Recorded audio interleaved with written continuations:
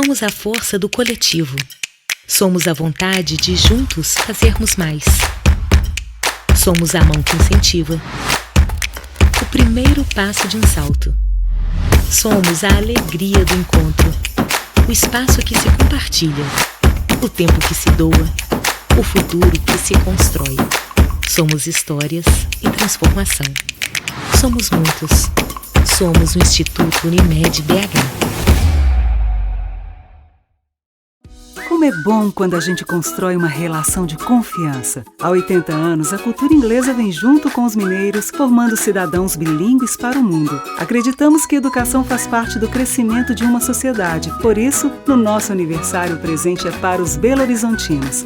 Venha fazer parte da família Cultura Inglesa e ganhe 50% de desconto nos cursos ao vivo pela internet. Cultura Inglesa, 80 anos de história e amor por BH.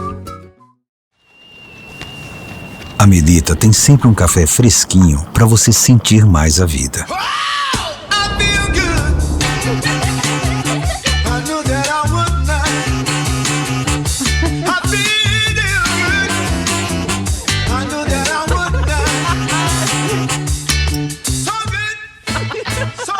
Seja qual for o seu preferido. Melita, café fresquinho para sentir mais a vida.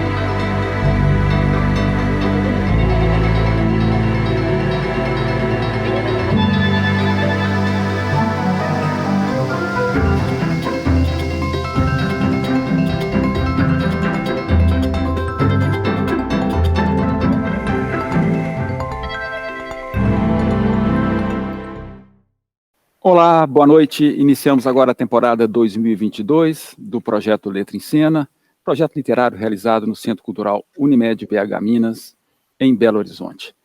Desde que foi criado em 2016, o projeto coloca em debate autores e autoras importantes da literatura em língua portuguesa. Eu sou José Eduardo Gonçalves, curador deste projeto desde o seu início há 6 anos. E hoje nós vamos falar de um gigante da literatura, Carlos Drummond de Andrade, o mais querido, respeitado e influente poeta brasileiro do século XX.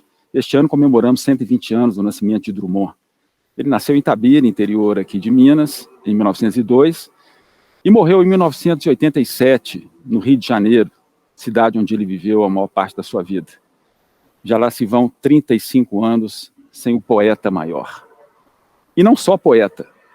Drummond foi cronista, escreveu contos, livros infantis, foi tradutor, organizou antologias, enfim, tem uma obra extensa, de muita qualidade. Mas foi, de fato, na poesia que ele atingiu um patamar de excelência, maravilhoso, algo raro, potente, singular. Muito bem, todo mundo tem um pouco de Drummond na cabeça e no coração, nem que seja alguns versos, não é? Denso, complexo. Drummond também caiu no gosto popular. Bom, e para falar desse poeta reverenciado pela crítica e tão amado pelos seus leitores, nós convidamos José Miguel Wisnik, compositor, professor, ensaísta, crítico. Ele escreveu livros e ensaios sobre literatura, música e até futebol.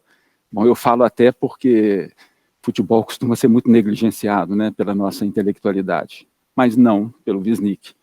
Né, que é um desses intelectuais assim, curiosos por tudo, que constitui a nossa cultura. Bom, o último livro do Wisnik foi esse, Maquinação do Mundo, que ele lançou em 2018, e que ele faz uma leitura original extraordinária das relações entre a poesia de Drummond e a mineração, né, que é a atividade que teve um impacto avassalador na cidade natal do poeta e na obra do poeta. Muito bem, eu convido agora para a nossa conversa o Zé Miguel Wisnik. Wisnik, e aí, que alegria reencontrá-lo. Que alegria, Zé Eduardo, que bom estar aqui de novo nessa conversa, né, onde eu tive uma vez falando sobre Exato. Mário de Andrade e agora Carlos Drummond de Andrade. Que privilégio, Olha que só, honra e que responsabilidade, né? Eu ia justamente lembrar isso, você não só participou, você fez a estreia do projeto, né? Você foi o primeiro palestrante, né, falando do Mário, até mais especificamente de Macunaíma, e olha que conexão, né, e voltando com Drummond e Mário, né, tem um diálogo intenso, né, de um dos criadores da Semana de 22 e do modernismo, né, com um dos nossos poetas, vamos dizer, mais modernos, né, que é Drummond, e os dois tiveram uma relação epistolar muito intensa, então uma belíssima, eu nem chamaria de coincidência, né, mas uma belíssima convergência. E está tudo bem com você, Zé? Do ponto de vista pessoal, eu me sinto muito bem em atividade, a minha vida segue muito animada, no sentido do trabalho, das trocas, compondo, gravando um disco novo. Oh, que novidade boa. Pois é, escrevendo muito coisas e, em suma, noves fora tudo, eu estou muito bem. Olha aqui, Zé, você já tinha bastante intimidade, né, como pesquisador e estudioso da obra drummondiana, né? Mas eu não sei se eu posso dizer que a sua primeira viagem a Itabira, em 2014, de certa forma, ela alargou essa fronteira da sua apreensão da obra do Drummond. Assim. O que você entendeu ali, quando você chegou lá e na casa do Drummond e olhando para aquele cenário, aquela paisagem, aquele lugar que nem existe mais, né, que é o Pico do Cauê? Como é que foi isso para você? Então, de fato, Zé Eduardo, eu dava aulas de literatura brasileira há muito tempo, dei muitos cursos sobre Drummond, tinha escrito sobre Drummond, então tinha uma visão da obra, e com muita emoção a gente chega ao lugar de um poeta, né? Porque aquele lugar, a poesia faz que seja da gente também, né? Aquele mundo de Itabira é um mundo que nos forma, né? Então você vai ao encontro daquilo, então já era muito forte, já de saída, chegar a Itabira. Uhum. Mas eu fui surpreendido pela dimensão avassaladora da destruição ambiental e urbana produzida pela mineração. Esta é uma escala da qual eu não tinha ideia, nunca tinha lido sobre isso, ou seja, nos poemas do Drummond, ele fala, né, claro, do ferro, fala inclusive da mineração e fala da montanha pulverizada, né? Mas uma coisa é você ler um poema, que aquilo parece uma ficção, às vezes parece assim, uma metáfora, uma hipérbole. Outra coisa é você chegar no lugar, né? E respirar esse lugar, né? E ver o que o Pico do Cauê não existia, né? Eu pensava que o Pico do Cauê tinha sido danificado pela mineração. Imaginava uma paisagem de uma montanha, vamos dizer, algo corroída, mas que o pico tivesse se transformado, então, numa cratera, né? E que, ao mesmo tempo, a relação do pico com a casa, né? Então, que a casa da infância do Drummond, aquela casa senhorial daquela oligarquia local, né, de fazendeiro, que aquela casa estivesse voltada, ela foi construída para ver o Pico do Cauê. As primeiras imagens, como o próprio Drummond diz, que é como se fosse o Pico do Cauê, a primeira imagem no seu inconsciente, não é? E, então, é muito forte que esta janela, que essas sacadas se voltem, então, para o nada. Quer dizer, a história passou por ali, né? Também me impressionou que a matriz do Rosário, a antiga matriz do Rosário, que também não existe mais, né? Ela ficava colada junto da casa do Drummond. Portanto, ele ouvia desde sempre, né, o sino Elias, o sino, o poderoso sino da matriz. Então, tudo isso, para resumir, né, a conversa na direção da sua pergunta, aquilo subverteu a minha visão da obra do Drummond, no sentido de que trouxe à tona uma coisa recalcada, uma coisa silenciada, né? Uma realidade, uma presença surda, né? Quer dizer que é a presença alucinada de uma ausência, né? Pico que está ausente, a igreja que está ausente, o sino que está ausente, mas tudo aquilo presente na poesia. Então, tudo isso me fez, naquele momento, ir buscar a história disso, porque me deu a sensação, para concluir mesmo, que a máquina do mundo estava ali. A máquina do mundo a gente pegava no ar, né? Eu sempre tinha sentido que a máquina do mundo, o poema, tinha um fundamento histórico que eu não percebi. Depois tornou óbvio. O fundamento histórico é a mineração, né? É a presença da Companhia Vale do Rio Doce em Itabira, que foi, aliás, criada para explorar o ferro de Itabira e o pico do Itabira. Então, as duas coisas se encontraram. A história nacional, a história mundial e a história do poeta. Todos fizeram assim, ó, se cruzaram. Fica claro aí na sua resposta, assim,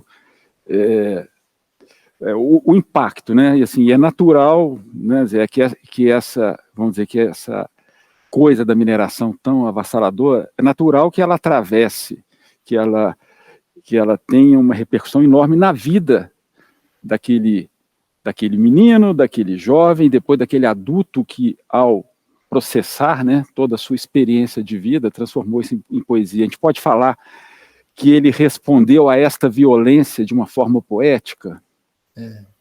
Eu acho que a poesia do Drummond,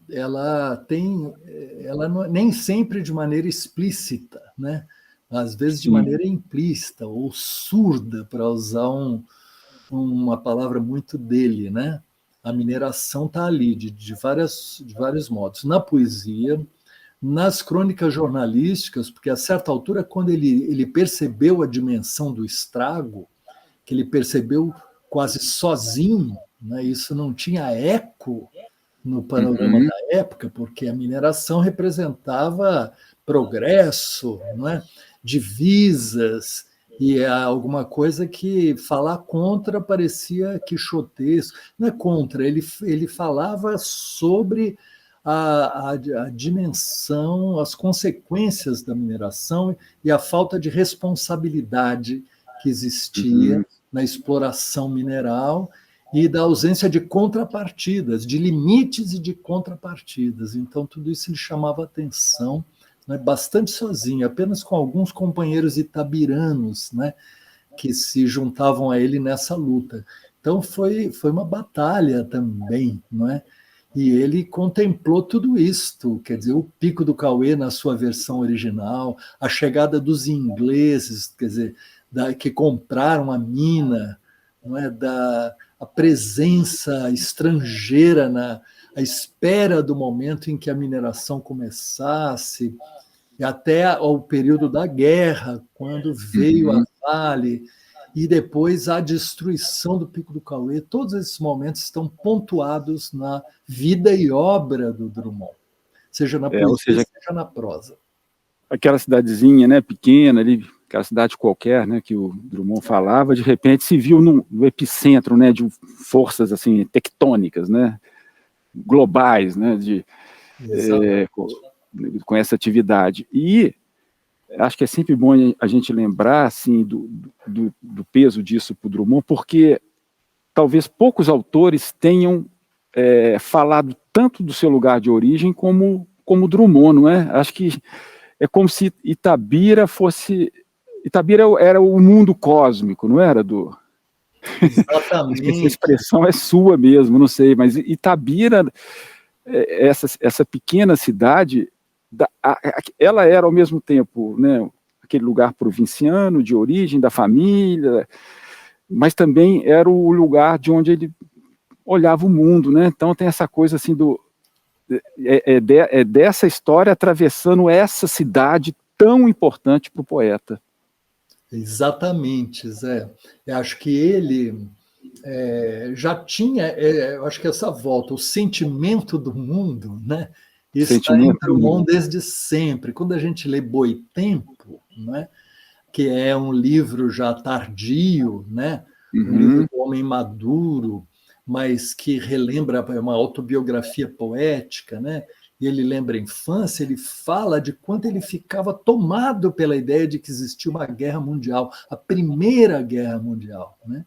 Ele vai, inclusive, trabalhar num armazém, porque ele não precisava disso, ele podia ficar no bem bom do casarão, né, senhorial da família, mas ele vai trabalhar de caixeirinho de um armazém para ouvir as conversas, para participar das conversas. Ali se falava do mundo, né? Ali se falava daquela coisa impressionante que estava acontecendo.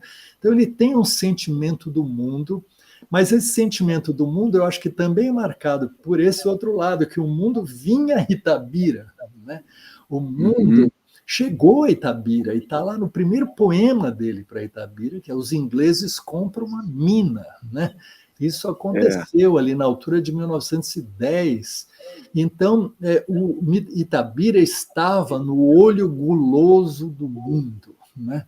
Então, esse sentimento do mundo esse cruzamento, como você falou, de uma história pessoal, história íntima, quer dizer, aquilo que é o que há de mais precioso para um poeta lírico, que é a sua memória afetiva, né?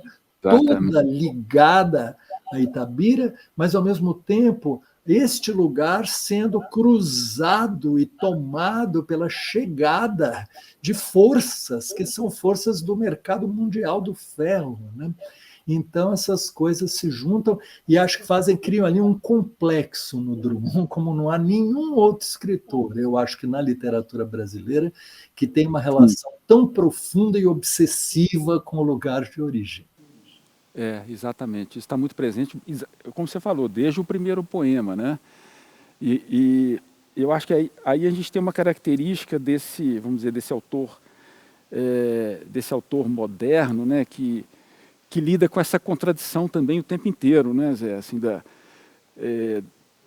consciência do provinciano, né? Que o formou, e ao mesmo tempo essa gula, né, esse desejo de conhecer o mundo, de abarcar, né, e tanto que no começo, né, no início lá, naquele primeiro poema, o mundo, vasto mundo, né, quer dizer, ele se sente como se o coração dele fosse maior, né, do que o mundo. Depois ele muda lá na frente. Mas essa certeza de que o mundo é maior do que aquele lugar, mas que aquele lugar o constitui e vai acompanhá-lo, né? Ao longo da vida. Ou seja, Itabira moldou, de certa forma, né, esse olhar do Drummond para o mundo, né? E, assim, e aí, repetindo, mundo. Que é incrível, né? Você já apontou isso também. Talvez nenhum outro poeta tenha usado tanto a palavra mundo. O que é o mundo? Que mundo é esse, Zé? Exatamente. Essa palavra totalizante, essa palavra presente ali desde o primeiro, desde alguma poesia, né? Desde ali o início dele, em 1930. Totalmente. A palavra mundo é a palavra que quer nomear a totalidade, né? Que, ao mesmo tempo, a totalidade impossível, porque é inalcançável, né? Inominável. Então, esse é um movimento que tem muito forte na poesia do Drummond, é esse jogo entre o desejo de abarcar o mundo, vasto mundo, né? Mas, ao mesmo tempo, o sentimento do limite, da opacidade, da impossibilidade, né? O que faz com que o coração seja maior e menor que o mundo, né? Esteja sempre nesse jogo. Nós podemos dizer que isso está em 2 grandes poemas. A Máquina do Mundo, quando é como se o mundo se oferecesse finalmente, né? Na sua totalidade para ser visto. E é justamente na hora em que o mundo se oferece, aquilo parece de graça, parece suspeito, né, para o mineiro desconfiado, que aí não recusa, não quer aquela coisa que ele buscou tanto, né, e que naquele momento vem de graça. Mas A Máquina do Mundo é um poema em que a totalidade se apresenta, né, ao enquanto que A Pedra no Meio do Caminho é justamente o poema do limite, né, é aquilo que impossibilita, é a opacidade, é aquilo que é o trauma, né, da impossibilidade de acesso à totalidade. Então, acho que esses 2 poemas, o da Pedra e o da Máquina do Mundo, são complementares nesse sentido. Os 2 muito itabiranos, né? Porque os 2 ligados à dimensão da pedra, do mineral, mas do sino que toca, e o sino, no caso da Máquina do Mundo, o sino é que faz despertar, que traz a visão da máquina, né? O sino itabirano. Vamos falar até mais adiante, se der, a gente vai falar um pouco mais dessa pedra aí no meio do caminho, mas só para fechar esse raciocínio, acho que aí você descreveu bem o que é que marca esse homem moderno, né? Assim, que tem a experiência da modernidade, mas que ao mesmo tempo tem esse dualismo com essa coisa provinciana, ou seja, é aquele negócio que ele mesmo falou, né? Não é a roça e o elevador. No elevador eu penso na roça, né? Mas de qualquer forma, essa estreia dele, né, com alguma poesia, já traz essas marcas, né, que depois ele vai desenvolver ao longo da sua trajetória. E eu queria trazer para nós aqui agora assim, um depoimento luxuoso do nosso querido estilista e pensador também, Ronaldo Fraga, que fala justamente desse primeiro livro, né, e da relação dele com o Drummond. Acho que cai bem aqui na nossa conversa. Vamos ver aqui o Ronaldo. Olá, Zé Eduardo. Vamos lá. Falar de Drummond para mim é coisa séria. O nosso poeta maior que, falando do tempo, registrando o tempo, conquistou a temporalidade. Aí eu resolvi falar fazendo uma tatuagem. Eu estou aqui com o Vinícius, meu tatuador, e estamos aqui entre uma carta que eu tenho tatuado, uma carta do Mário de Andrade para o Drummond e uma estilogravura do Oriano Suassuna, fazendo uma autocaricatura do Drummond e assinado por ele. Há pouco eu tive a honra de fazer o pós-fácil do relançamento do primeiro livro do Drummond, Alguma Poesia. E é coisa de gênio, né? Se Drummond parasse ali no seu primeiro livro, com certeza esse livro já teria tudo para ser o que é na língua portuguesa, né? No registro da língua portuguesa no mundo. Ali ele já era Drummond, ali ele rompe com o que tinha que romper das raízes interioranas e mais. Tem uma coisa que eu acho que é diferente nesse livro, porque tem muito resultado das provocações de um outro, meu mentor intelectual, que é Mário de Andrade. Agora tem uma curiosidade, porque Drummond, ele manda o livro, ou os estudos do livro, para o Mário orçar, em São Paulo. E ele devolve em carta, já com o livro pronto, pedindo milhões de desculpas para o Mário, dizendo o seguinte: olha, peço mil desculpas, te dei trabalho, né, para você ver editora, papel, etc e tal, mas eu consegui produzir o livro, não como eu queria, mas de uma forma muito simples, mas com custos que cabem no meu bolso aqui na imprensa oficial. Na ocasião ele estava trabalhando na imprensa oficial de Belo Horizonte, aqui de Minas, Ele falou, tem que aproveitar a boa vontade desse governo com a cultura. E eles vão descontar paulatinamente no meu ordenado. Descontar os custos desse livro, que, como eu disse, é um dos grandes cânones e registros da língua portuguesa.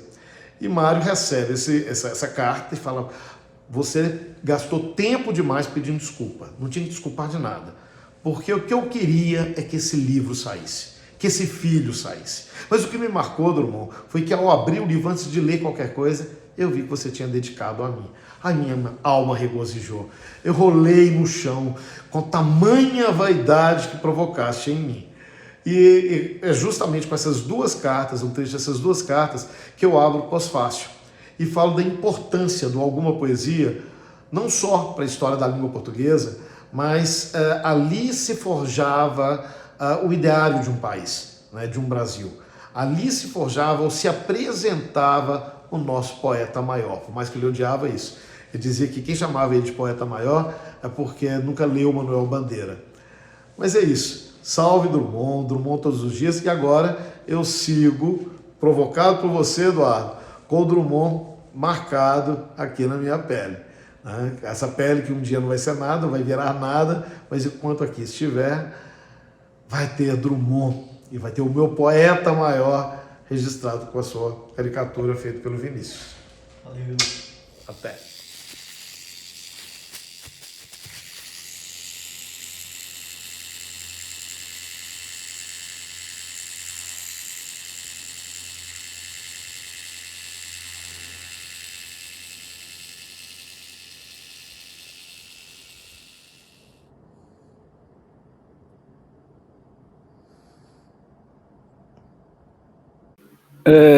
Ronaldo, que coisa, hein? Cravou ali na própria pele. É um belo depoimento, né? Assim, de quem é apaixonado, né? Os leitores de Drummond são apaixonados mesmo. E você acha, Zé, que realmente ali, ele já nesse primeiro livro, ele apresenta as credenciais que o marcariam, assim? Ele já se coloca como um poeta que tem alguma coisa diferente do que se fazia na época. Ele já sinaliza um percurso, vamos dizer, numa direção mais avançada, assim, de certa forma, como se ele tivesse realizando aquela promessa de radicalidade que foi, né, tão desejada lá no movimento de 22. O livro dele é um passo nessa direção, assim, desse corte radical? Eu acho que, sim, Drummond deu uma dimensão à poesia modernista, né, que transcendeu o que ela, a princípio, colocava em outra dimensão, que é, ao mesmo tempo, da coloquialidade, né, da proximidade, que toda coisa que os modernistas buscavam, porque é tudo muito... Né, quando eu nasci, um anjo torto, desses que vivem na sombra, e disse, vai, Carlos, ser gauche na vida. Né? A coloquialidade está ali de início. Né? O poema, esse primeiro poema, é o poema de Sete Faces, né? É um poema cubista, pode-se dizer, porque cada estrofe é como se fosse um ângulo diferente, uma perspectiva diferente de uma espécie de autorretrato caleidoscópico, né? As casas espiam os homens que correm atrás das mulheres. A tarde talvez fosse azul, não houvesse tantos desejos, né?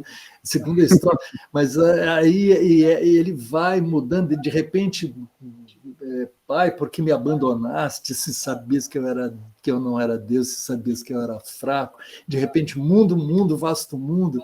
E aí, a última estrofe ainda eu não devia te dizer, mas essa lua, mas esse conhaque deixam a gente comovido como o diabo. Né? Então, sensacional. Uma coisa, é um trânsito incrível entre o que há de mais próximo da confissão, não é?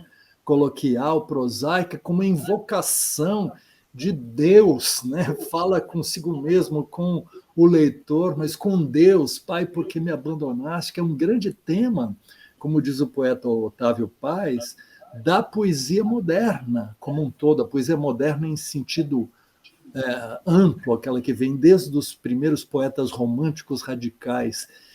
Então, o primeiro poema do primeiro livro do Drummond já é uma espécie de compacto da obra. A obra de Drummond inteira está contido neste poema inaugural, não é? E esse trânsito entre a coloquialidade modernista com as grandes questões metafísicas, que é a pergunta pelo sentido de tudo, né? O sentimento do mundo. E acho que isso está em tantos poemas fortíssimos desse livro, né? E o tal No Meio do Caminho que já tínhamos falado. Então, confirmando isto, o primeiro livro de Drummond dá um outro sopro à poesia modernista, já apontando para uma dimensão que depois ele vai ter em Sentimento do Mundo, né? Claro, A Rosa do Povo, Claro Enigma, em que tudo isso vai ganhar uma dimensão mais abrangente, mas que no primeiro livro já é uma entrada assim, vamos dizer, aguda. E só para a gente, vamos dizer, de certa forma, encerrar esse primeiro livro, mas você citou No Meio do Caminho, que talvez seja o poema mais célebre dele, né? Que ele, inclusive, lançou um pouco antes, né, na revista de Antropofagia, mas acho que em 1928, mas saiu no livro de 30. E por que tanta celeuma? Porque foi um livro que, quer dizer, é um poema que o próprio Drummond comentava que muita gente não entendeu.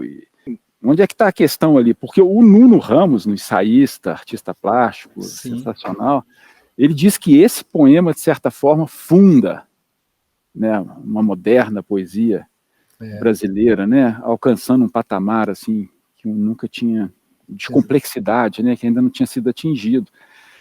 Mas a reação imediata parece que foi pelo menos de estranhamento, né? Olha, eu acho que a reação é condizente com a força do poema. A força. Esse é um poema que, por meio do qual o Drummond passou o seu grande rito de consagração. E a consagração é uma coisa sempre ambivalente entre a fama e a infâmia. Né? Nenhum poeta, nenhum artista assume uma grandeza definitiva se não for achincalhado de algum modo, porque tocou numa questão crucial, tocou no inconsciente, né? Então, esse poema ele foi apedrejado, a pedra foi apedrejada, né? Pelo que tinha ali, pelo quanto esse poema é uma compacta, não é, afirmação de uma nova maneira de pensar, onde o enigma está no centro, o enigma da pedra, que suscita 1000 interpretações e, ao mesmo tempo, nenhuma interpretação dá conta do enigma, né? Então, o poema ele foi apedrejado, mas, ao mesmo tempo, ele foi através dele que o Drummond passou a ser reconhecido como um imenso poeta de uma outra, vamos dizer, dimensão da poesia e da poesia moderna. Então, o poema faz com que o Drummond passe entre, vamos dizer, a depreciação e a glorificação. Ao mesmo tempo, esse poema entrou na linguagem corrente, né? Tem uma pedra no meio do caminho, e passou a ser usado pelas mais diferentes pessoas, né? E tanto os comentadores, os críticos literários, mas aí na linguagem comum, e aí religiosos, políticos, tudo passou a se dizer, quando você fala de um impasse, né, ele, em qualquer nível, tem uma pedra no meio do caminho. Daí que, e isso também é uma capacidade do Drummond, um poeta com esta agudeza reflexiva, ao mesmo tempo um grande hitmaker, né? Porque ele tem todas essas frases, vasto mundo, o João amava Teresa que não amava, em suma, tem Tem muitas frases do Drummond que passaram a ser frases, vamos dizer, correntes da língua, entraram para a língua, né? Mas voltando ao poema, o próprio Drummond, com uma paciência vingativa de amanuense, né? Ele colecionou tudo que foi dito sobre o poema, com essa frase, etc., e publicou depois um livro que tinha na capa uma esfinge, né? E a esfinge é o poema e todas as repercussões que o poema recebeu, né?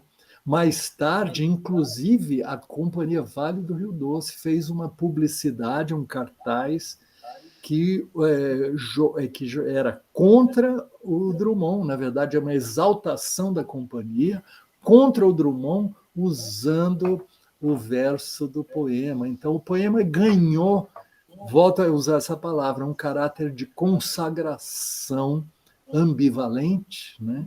Que acho que é uma das marcas da presença do Drummond no século XX brasileiro. No meio do caminho tinha uma pedra no meio do caminho, tinha uma pedra, no meio do caminho tinha uma pedra. Nunca me esquecerei desse acontecimento na vida de minhas retinas tão fatigadas. Nunca me esquecerei que no meio do caminho tinha uma pedra. Tinha uma pedra no meio do caminho. No meio do caminho tinha uma pedra.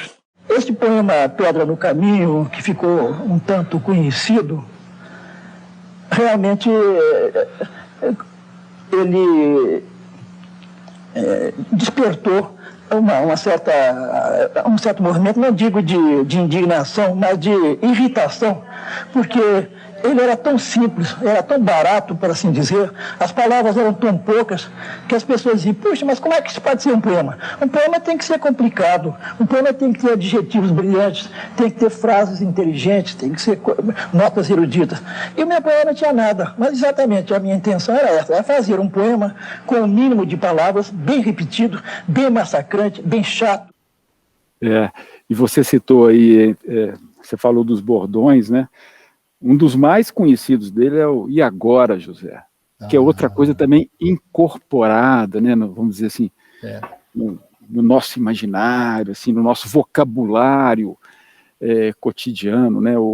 E agora, José? É uma coisa também caiu aí no gosto popular. Inclusive, motivado pelo seu livro, eu encontrei aquele vídeo do garoto em Salvador, parece que numa manifestação, né, não sei se é do MST, algum desses movimentos lá em Salvador, em 2000. Eu acredito que era um Fora Temer, na altura de 2016. Pode ser, era uma manifestação dessa, mas é lá no... E o garoto, tipo, um menino de... Não vou chamar, não sei se é menino de rua, mas um jovem garoto ali vulnerável, né, dessas situações, assim, e ele recitando E Agora, José, é muito bonito. Eu vou exibir aqui pra gente. E agora, José, a festa acabou, a luz apagou, o povo sumiu e a noite espiou. E agora, José? E agora você que é sinônimo do samba do jogo, você que faz versos, que ama, protesta. E agora, José? Está sem mulher, está sem discurso, está sem carinho. Já não pode beber, já não pode fumar, cuspir já não pode, e a noite esfriou e tudo fugiu, tudo acabou. E agora? Sua doce palavra, seu estante de febre, sua agulha em jejum, sua biblioteca, sua lavra de ouro, seu terno de vidro, sua incoerência, seu ódio. Com a chave na mão, quer abrir a porta, não existe porta. Quer morrer no mar, mas o mar secou, quer ir para Minas. Minas não há mais, José. E agora? Se você gritasse, se você bebesse, se você cansasse, se você tocasse a valsa vienense, se você morresse, mas você não morre. Você é duro, José, sozinho, no escuro, sem teogonia, sem parede nua para se encostar, sem cavalo preto que fuja a galopes. José, você marcha, José, José para onde? Carlos do Pão já cai.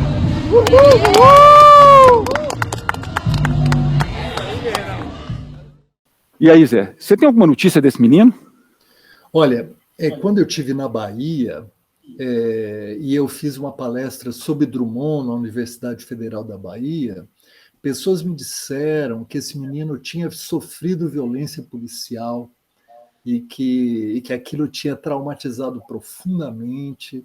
E eu não soube mais dele, mas eu acho que é quase que, quer dizer, uma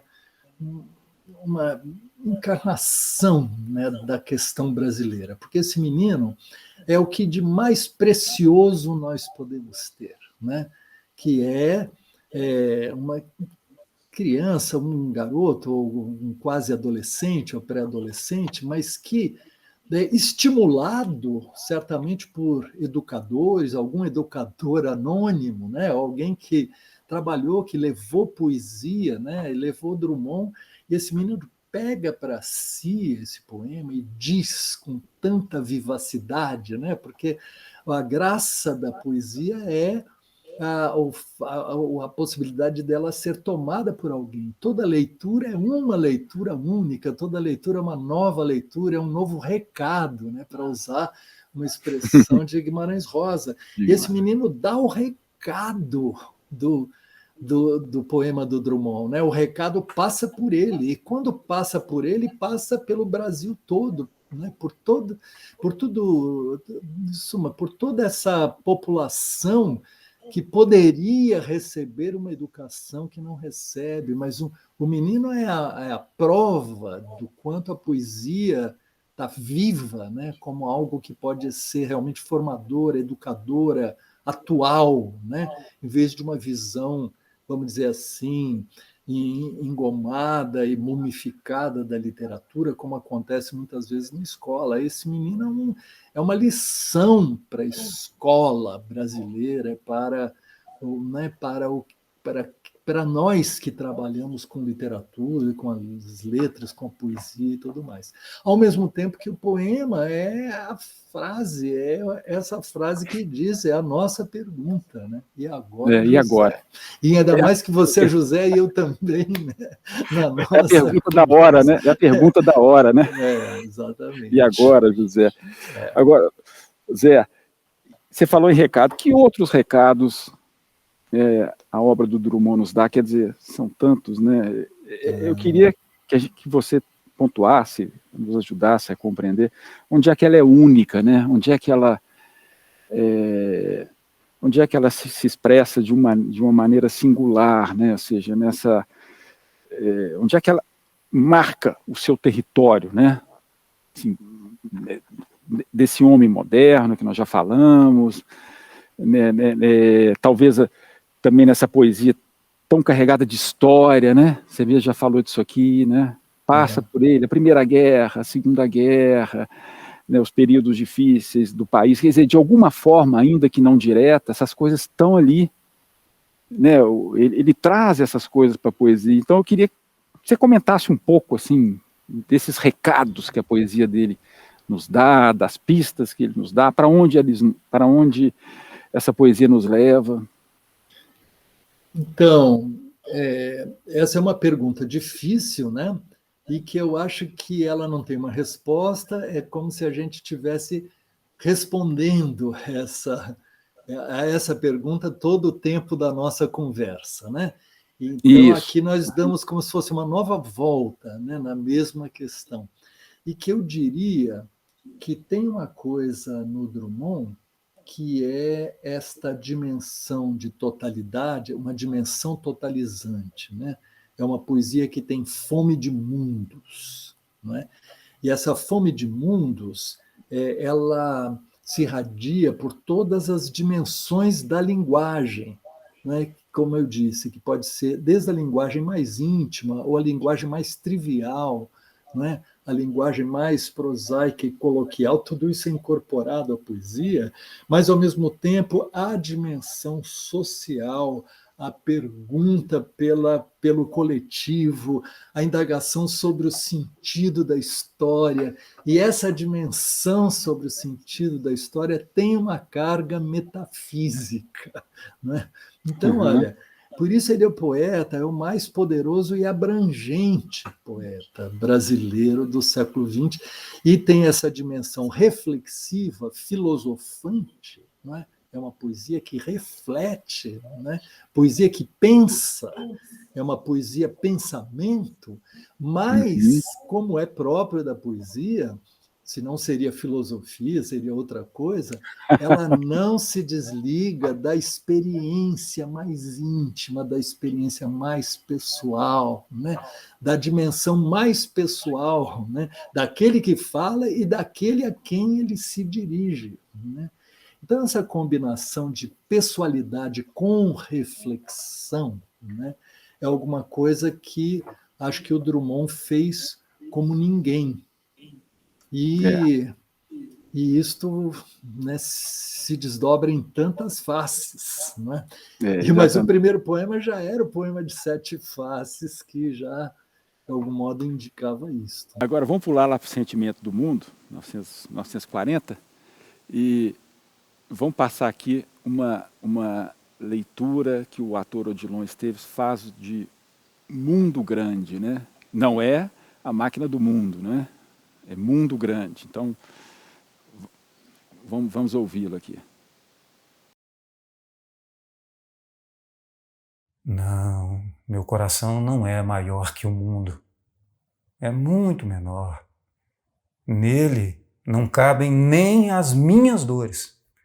Por isso gosto tanto de me contar. Por isso me dispo. Por isso me grito. Por isso frequento os jornais. Me exponho cruamente nas livrarias. Preciso de todos. Sim, meu coração é muito pequeno. Só agora vejo que nele não cabem os homens. Os homens estão cá fora, estão na rua. A rua é enorme, maior, muito maior do que eu esperava. Mas também a rua não cabe todos os homens. A rua é menor que o mundo. O mundo é grande. Tu sabes como é grande o mundo. Conheces os navios que levam petróleo e livros, carne e algodão, viste as diferentes cores dos homens, as diferentes dores dos homens. Sabes como é difícil sofrer tudo isso. Amontoar tudo isso num só peito de homem sem que ele estale. Fecha os olhos e esquece. Escuta a água nos vidros, tão calma. Não anuncia nada. Entretanto, escorre nas mãos, tão calma. Vai inundando tudo. Renascerão as cidades submersas? Os homens submersos voltarão? Meu coração não sabe. Estúpido, ridículo e frágil é meu coração. Só agora descubro como é triste ignorar certas coisas. Na solidão de indivíduo, desaprendi a linguagem com que homens se comunicam. Outrora escutei os anjos, as sonatas, os poemas, as confissões patéticas. Nunca escutei voz de gente. Em verdade, sou muito pobre. Outrora viajei países imaginários, fáceis de habitar, ilhas sem problemas, não obstante exaustivas e convocando ao suicídio. Meus amigos foram às ilhas. Ilhas perdem o homem. Entretanto, alguns se salvaram e trouxeram a notícia de que o mundo, o grande mundo, está crescendo todos os dias entre o fogo e o amor. Então, meu coração também pode crescer entre o amor e o fogo, entre a vida e o fogo. Meu coração cresce 10 metros e explode. Oh, vida futura, nós te criaremos.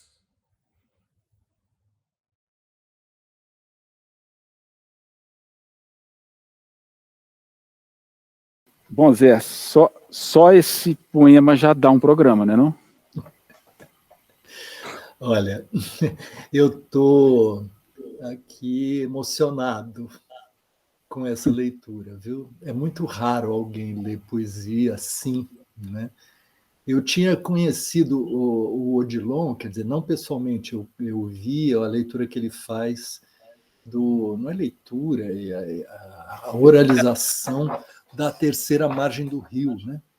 E Que é fiquei fabulosa também. muito impressionado com o modo como ele oralizou, que ele acha a dicção, né, para uma coisa natural da fala, né, e ao mesmo tempo da inflexão ali, sei lá, metafísica, aquilo que tem simbólico, né? Não, como é que ele fez isso com a Terceira Margem do Rio? Fiquei muito impressionado e fiquei muito impressionado agora com esse Mundo Grande, como ele vai tecendo isso e como ele fez uma pausa e disse a frase final, né? E, em suma, ele passa o recado, né? Ele passa o recado e o recado passa por ele, né? Então, é isso. E tudo, esse poema é tudo né, que estávamos tentando dizer, né? Mas ele é de um momento, esse livro, Sentimento do Mundo, é um livro já do final da década de 30, né? 39, 40, e é um livro do momento em que o Drummond é interpelado pela história presente, não é? Pela história social, em suma, pela conflagração, pela guerra, pela luta social. O momento que ele se pune, não é? Por ter escrito uma poesia que ele considera uma poesia da ilha, do isolamento, né? Uma poesia de quem não ouviu as vozes reais, né?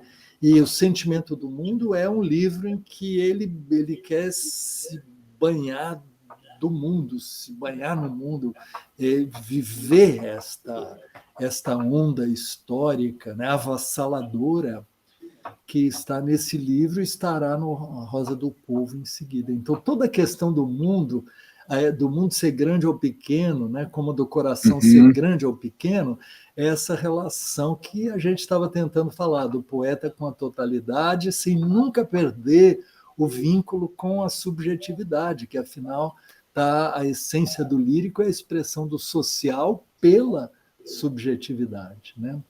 E ele está em conflito nesse momento. E adere ao social, mas, na verdade, ele nunca deixa de ser profundamente pessoal, né? E subjetivo. E essa também é a sua maneira muito original de tratar as questões políticas e as questões coletivas do seu tempo, né? Sem nunca deixar de estar ligado à dimensão lírica da pessoalidade e ao enigma da própria linguagem, das palavras como enigma, né? O reino das palavras como enigma.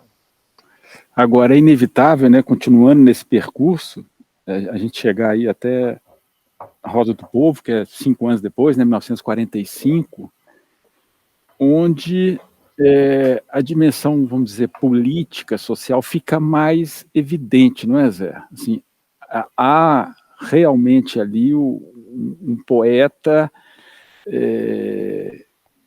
mexido, né, por toda essa realidade, né, que ele sente na sua vida, na vida do planeta, das nações, essa convulsão social, quer dizer, isso se concentra de uma forma maravilhosa. A Rosa do Povo é um livro de poemas extraordinários, né?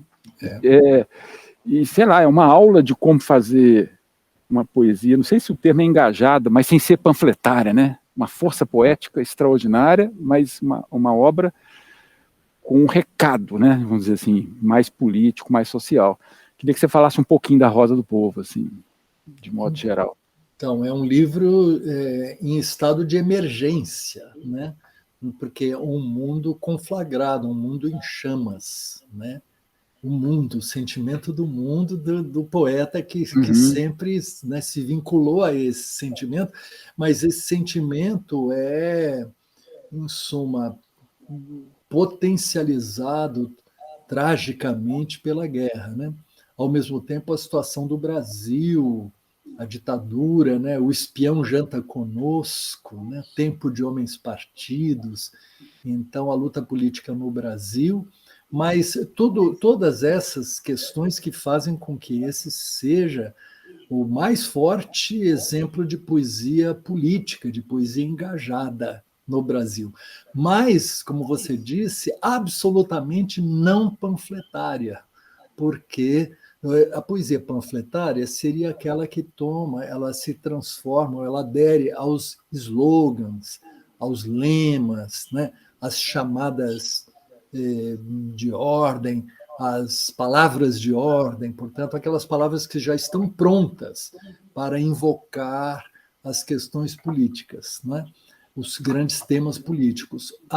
No caso do Drummond, as palavras nunca estão prontas para dizer o que tem que ser dito, né? As coisas têm que ser ditas de novo, não é? É só, portanto, penetrando surdamente no reino das palavras, né? Então, como você disse, é um livro engajado, que, no entanto, tem logo no começo esse poema Procura da Poesia, que diz, né, não faça poesia sobre temas sociais, não faça poesia sobre isso, sobre aquilo, porque ele nega tudo que ele faz no livro. Todos os temas que ele trata no livro, ele diz que não é para não fazer, o que é um paradoxo, né? Mas é um drible, porque, na verdade, o que ele está dizendo é o seguinte: não adianta de nada os temas se não passarem pelo reino das palavras. Né? Não fale da sua cidade, né? Não fale da sua infância, quer dizer, tudo que ele fez. Ele fala da sua infância, da cidade, da vida, em suma, dos temas coletivos, etc., dos temas pessoais, só que todos esses só são falados, na verdade, na poesia, se mergulhar no silêncio das palavras, lá onde elas estão, né? À espera, né? Intactas, em estado de dicionário. Né? Em estado de dicionário quer dizer, em estado de pura virtualidade, né? De onde elas são, vamos dizer, arrancadas pela poesia, ou são trazidas, né? Então elas podem cair no chão ou tal, mas é esse estado da palavra, né? A espera ali, mas sem interesse, né? E sem interesse pela resposta, contendo a pergunta. Trouxeste a chave, né? A chave que nunca se apresenta inteiramente, mas então, ou seja, o poema, o livro trata dos grandes temas, mas sem perder esse vínculo com esta viagem para dentro da linguagem que é a poesia, onde as coisas não foram ainda ditas. Né? Isso é que é de lá que o poema nasce, né? Para dizer, de algum modo, aquelas coisas que sempre são ditas, mas ditas agora de uma maneira que nunca foi dita, de uma maneira assim. Agora, é um homem que mesmo ali, né, pequeno, sentado à beira de um rio, né, às vezes amargurado, ele ainda aposta, né, assim, ele ainda, assim, a Flor da Náusea, né, que é um belo poema, né, que no final, né, nasce no asfalto, né, aquela flor que confronta, né, aquela violência toda, aquela cidade, né, aquela coisa tão opressiva, né, mas tem uma flor que nasce no asfalto. É um livro de poemas maravilhosos. E eu não poderia deixar de lembrar aqui O Anoitecer, que é desse livro, né? Exatamente. O Anoitecer é desse livro, e olha que incrível, ele está lá falando do mundo, e a gente, em Anoitecer, é como se a gente ouvisse o sino do Rosário, lá de Itabira, né, essa coisa tão forte, os sinos, acompanharam, né, Zé, acompanharam a vida, né? Ele fala de sinos em vários poemas, esse sino que continua e que ressoa na vida dele, na obra dele, inclusive nessa, vamos dizer, nesse livro, que é o livro mais engajado dele. Eu não posso deixar de falar desse poema, que é muito bonito, e porque você fez uma canção linda, que eu gostaria que a gente visse agora a sua interpretação. Foi muito difícil, foi uma pista sua que nos deu a chance de encontrar esse vídeo, né, que foi gravado durante a live de lançamento do projeto Minas Mundo. Exatamente. Belíssimo projeto. Sugiro que todos conheçam, né, esses debates que acontecem nesse projeto Minas Mundo, que gentilmente nos permitiu apresentar agora você, Wisnik, na sua versão artista, músico, tocando e cantando Anoitecer. Vamos ver.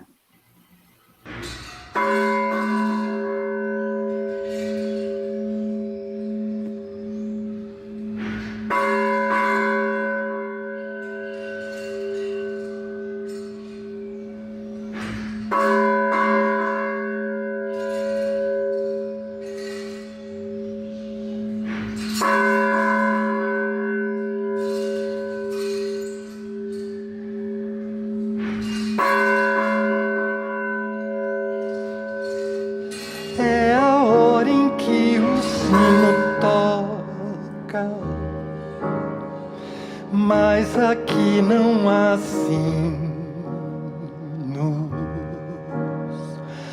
Há somente buzinas, sirenes roucas, apitos aflitos, pungentes, trágicos, uivando escuro segredo.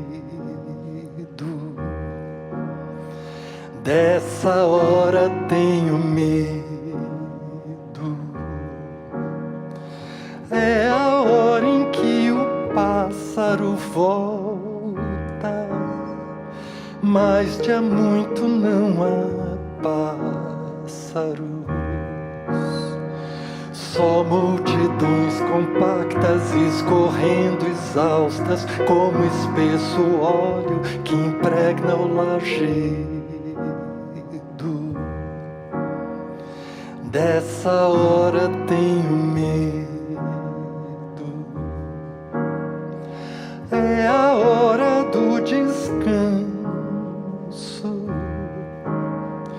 mas o descanso vem tarde. O corpo não pede sono depois de tanto rodar. Pede paz, morte, mergulho no poço mais ermo e quedo. Dessa hora tenho medo. Hora de delicadeza, gasalho, sombra, silêncio. Haverá disso no mundo. É antes a hora dos corvos picando em mim. Meu passado, meu futuro, meu degredo. Dessa hora sim tenho medo.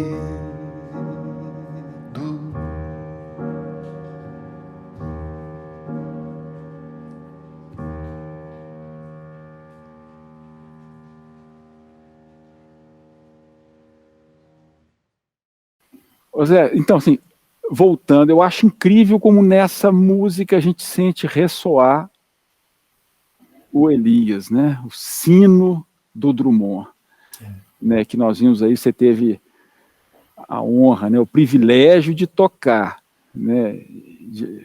De tocar o sino. Mas é isso mesmo, esse sino esse sino dele ressoa ao longo da poesia, não é? Olha, quando eu fui a Itabira a primeira vez, em 2014, né, aquela história que eu contei do impacto de chegar lá, eu já tinha feito essa composição, já tinha gravado, eu já tinha comigo o sino, né? E ao chegar... Diga. Você lançou essa música, é do Pérolas aos Poucos, que é de 2003, não é isso, Zé? Então, ou seja, bem anterior à sua ida a Itabira. Exatamente. Uhum. Mas era ressoando essa presença do sino na obra do Drummond. São tantos os poemas, né? A Máquina do Mundo mesmo, ela só se abre, só se entreabre ali na estrada pedregosa de Minas por causa do sino rouco que toca, né? E que se mistura ao som dos sapatos do caminhante. Assim, tem também um maravilhoso poema, Relógio do Rosário, né? O Relógio do Rosário era o sino Elias, da matriz do Rosário, e é o som do sino que faz com que o poeta seja tomado por um sentimento de compaixão com a dor humana, né? E o coro da dor humana toca enquanto o sino toca, né? Tem também Fraga e Sombra, um poema maravilhoso, numa situação do Rio de Janeiro, mas essa questão de que o sino volta, o sino sempre está, o sino nunca para de soar, né?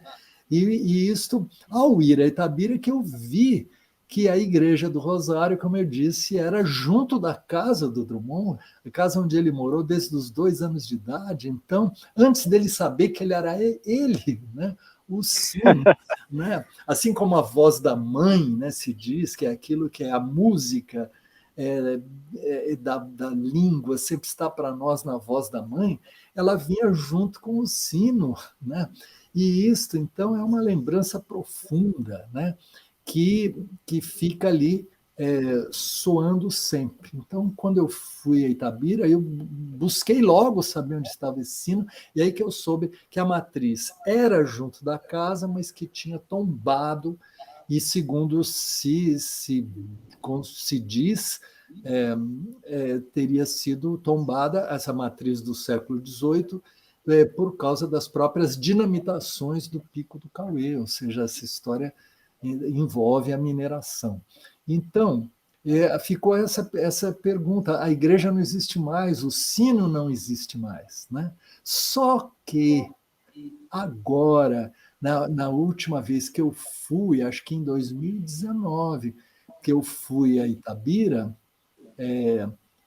uma moça que trabalhava na casa do Drummond e que era uma guia maravilhosa, porque ela conhece profundamente a obra do poeta, e eu pude visitar a casa a primeira vez, né, levado por ela e com os comentários maravilhosos dela, a Neide Barbosa.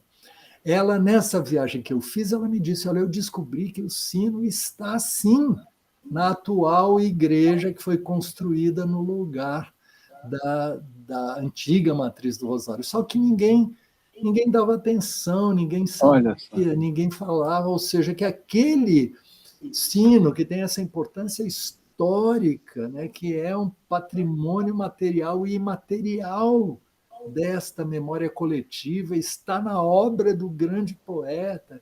Esse sino estava lá, incógnito.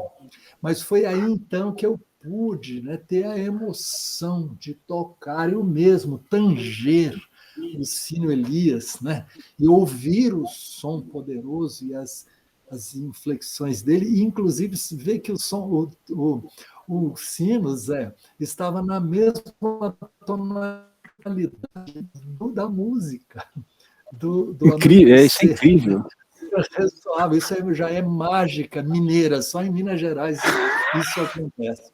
E agora, na Itabira, né, organizada aqui pelo Afonso Borges, e que, graças à nova gestão em Itabira, isso pôde acontecer, esse valor dado à cultura e essa memória. Então, o sino foi devidamente cultuado, né, e voltou a ser reconhecido, não é? Maravilha. Lá, foi recuperado. Esse sino é um sino proustiano, Zé. Totalmente. Né? A única equivalência que a gente, correspondência que a gente pode dizer com um lugar é como, vamos dizer, Combré na obra de Proust, né? Exato. Esta vinculação com aquilo que Proust chamava de memória involuntária, né? Que é aquilo que, quando vem alguma coisa, não é um fato que a gente lembra, né? É alguma experiência que vem por um perfume, por um som, não é? Por alguma coisa que desencadeia uma memória e aí parece que vem todo o tempo perdido, né? E que vem vivido intensamente. O Drummond tem, como tem a poesia lírica, né, uma forte ligação com essa memória afetiva. E o Sino Elias é um dos mais poderosos agentes desta memória afetiva em Drummond. E acabou que você, ao falar né, da igreja, do relógio do Rosário e da Máquina do Mundo, você chegou ao Claro Enigma, né, de 1951 também, que é um livraço, e assim, não dá para a gente nem recitar aqui a Máquina do Mundo, que é um poema enorme, mas que é considerado pelos críticos, de modo geral, como o poema talvez mais importante, né, o mais denso, um poema mais importante da literatura brasileira. Queria que você pontuasse rapidamente assim, A Máquina do Mundo, esse poema. Isso. Esse poema faz parte... A leitura. Um convite à leitura, né? O poema faz parte de Claro Enigma, que é um livro de 51, como você disse, e um livro em que as esperanças, vamos dizer, revolucionárias, transformadoras, de um salto social que pudesse vir, né, que estavam indicadas na Rosa do Povo, elas vamos dizer, se desvanecem no mundo do pós-guerra. Então, é um livro que guarda esse desencanto, de certo modo, e um poeta que parece se afastar do social, né? Mas isso, na verdade, não está acontecendo, é que é uma outra dimensão da vida social e da história que aparece ali. E que me parece ser o caso do poema Máquina do Mundo, né? Então, ele tem uma grande tradição, uma fortuna crítica, né? São muitos ensaios maravilhosos escritos sobre a Máquina do Mundo. E tem toda uma consideração do caráter metafísico do poema, como que esta entidade, a Máquina do Mundo, baixa, né, na estrada pedregosa de Minas, né? É uma referência aos Lusíadas, né, que no final dos Lusíadas, o Vasco da Gama pode ver a Máquina do Mundo, que é uma espécie de... é uma visão do cosmos, uma visão da totalidade, né?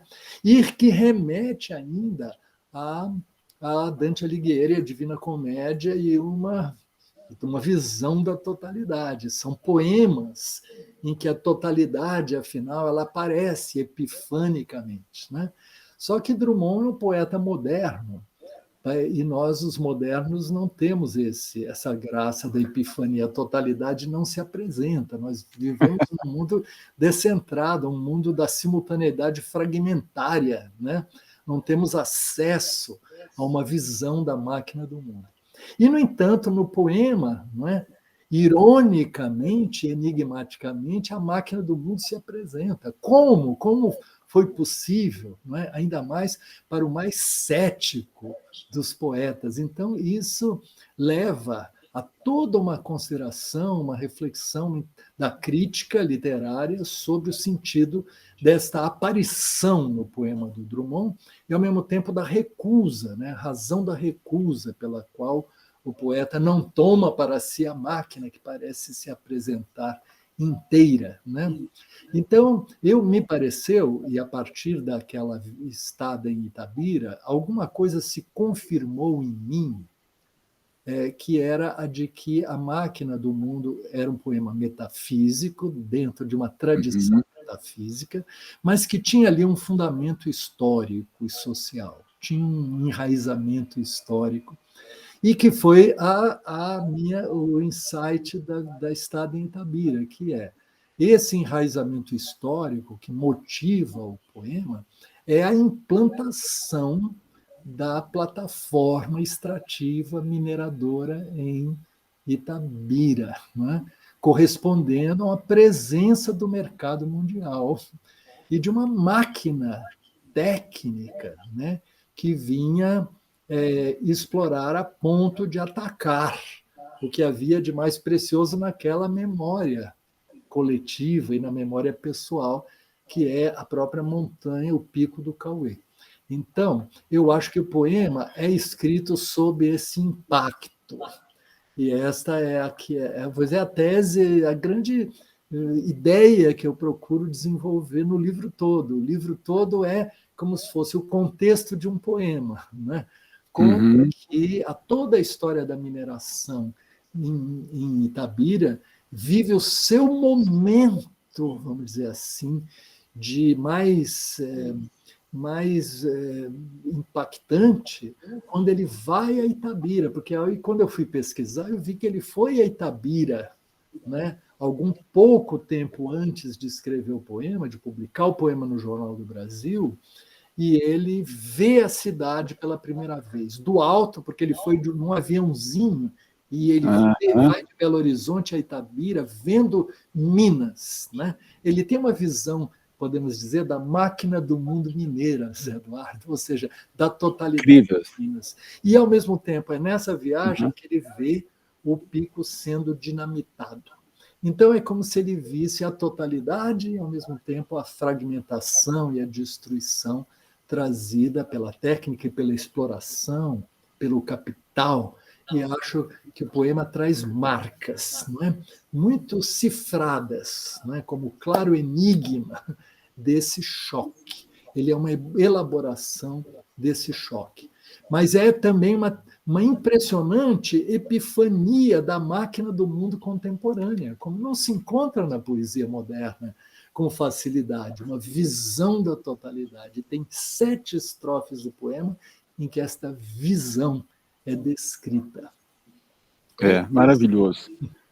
Bom, depois de você falar isso aí, o que dá vontade é de abrir o livro, né, e acho que as pessoas que estão nos vendo, tomara que façam isso também, leiam Drummond, leiam A Máquina do Mundo, e olha como é que é a nossa conversa, né? Começou lá na mineração, deu volta, chegou aqui, começou lá na pedra, chegou na pedra, né, no caminho pedregoso, né, como a própria poesia, né, do Drummond, né? Nesse vai e vem, né, nessa coisa contínua, nessa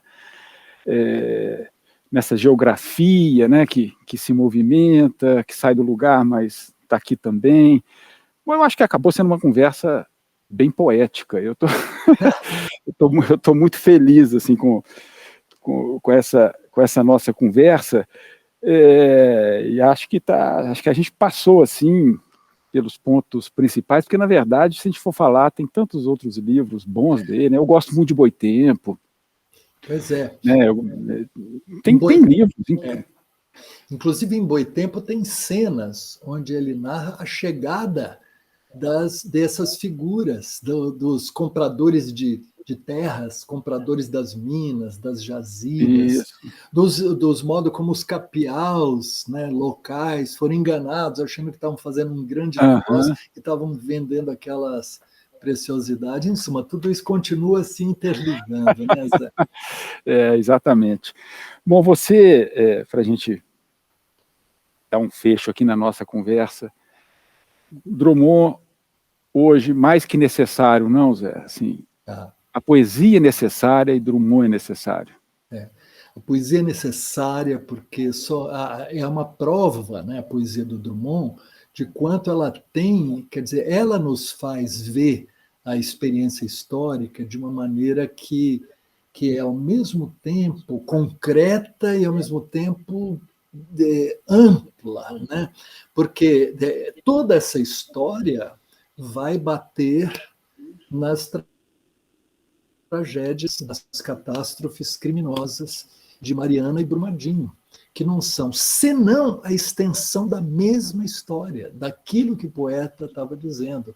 Envolve a mesma companhia, envolve a mesma questão da mineração e da falta de limites, né? Que, vamos dizer, redunda nessas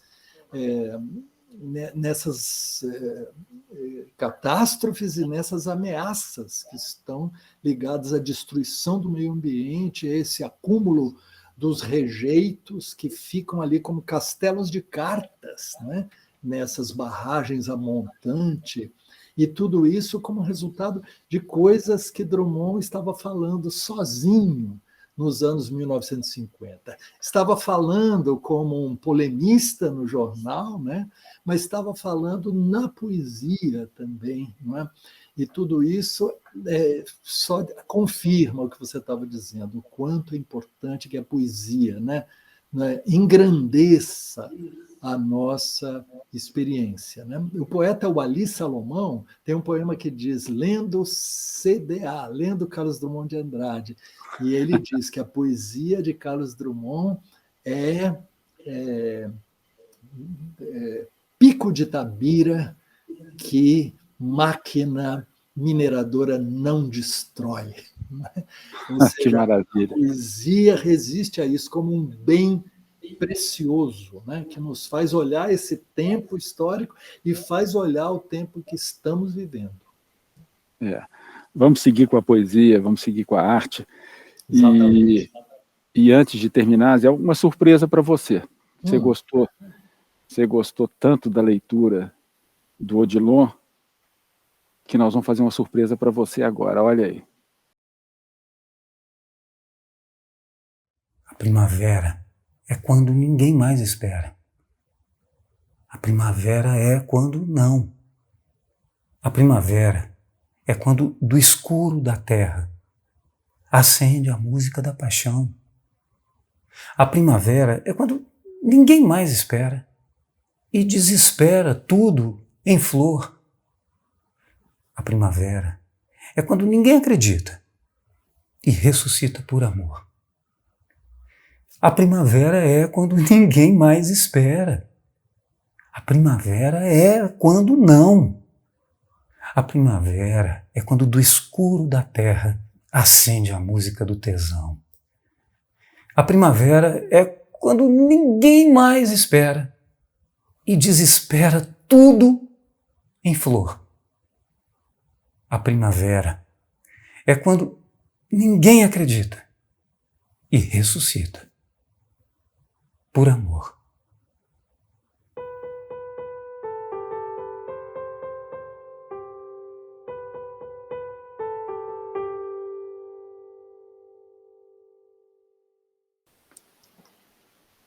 Isso é da sua lavra, querido. Puxa, olha, grato, né? Obrigado demais por esse presente. Odilon, Zé Eduardo, puxa, demais, viu? Me tocou Primavera. Muito. Esse recado passando, né, por nós. Primavera de José Miguel Wisnik, para quem não conhece, essa maravilha aí que o Odilon acabou de... Não sei nem o que a gente fala, né? Recitar, interpretar, acabou de dar uma vida, né, a esse texto. Zé Miguel, muito obrigado. Obrigado mesmo, de coração, foi uma alegria te reencontrar, e essa conversa sobre Drummond, sobre poesia, eu acho que isso aí sinaliza uma coisa bacana aqui para o nosso projeto, na continuidade ao longo do ano. Obrigadíssimo mesmo, de coração, viu, querido?